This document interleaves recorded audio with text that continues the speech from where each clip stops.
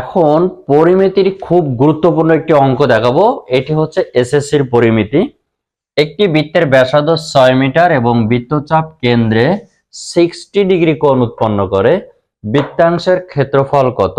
খুব খুব important SSC general ম্যাথে। এখন এই অঙ্কটি করার জন্য প্রথমে আমাদের যে বিষয়টা খেয়াল রাখতে হবে যে এইখানে বলা হচ্ছে যে বৃত্তাংশের ক্ষেত্রফল। এই টাইপের যদি থাকে যে বৃত্তাংশের ক্ষেত্রফল, সেক্ষেত্রে সূত্রটা হচ্ছে এমন যে বৃত্তাংশের ক্ষেত্রফল is equal to theta by 360 degree into pi r square বর্গ একক। এখানে বলা হচ্ছে যে বৃত্তাংশের ক্ষেত্রফল কত। এই বৃত্তাংশের এই কথাটা যদি থাকে সেক্ষেত্রে সেই সূত্রটা হচ্ছে theta by 360 degree into pi r square. এখন এইখানে আমরা একটু খেয়াল করব, আমাদের আর এর মান দেওয়া আছে কত? 6 মিটার, আর থিটার মান দেওয়া আছে 60 ডিগ্রি কোণ। এখন এখান থেকে বৃত্তাংশের যে ক্ষেত্রফল নির্ণয় করব সেটা হচ্ছে এই যে 60 ডিগ্রি বসালাম, 360 degree into pi is equal two 3.1416 into এই যে 6 এর স্কয়ার। এখন এটা করব আমরা ক্যালকুলেশন।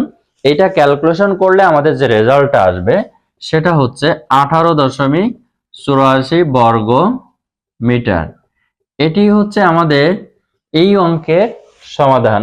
তাহলে এই ধরনের কি খেয়াল করব যে একটি বৃত্তের ব্যাসার্ধ এবং বৃত্তচাপ কেন্দ্রে 60 ডিগ্রি উৎপন্ন করে, অর্থাৎ এই যে ব্যাসার্ধ এবং কোণ এই দুইটা যদি দেওয়া থাকে, ব্যাসার্ধ এবং কোণ যদি দেওয়া থাকে এবং বৃত্তাংশের ক্ষেত্রফল চাই, সেক্ষেত্রে আমাদের সূত্রটা হচ্ছে theta by 360 degree into pi r square.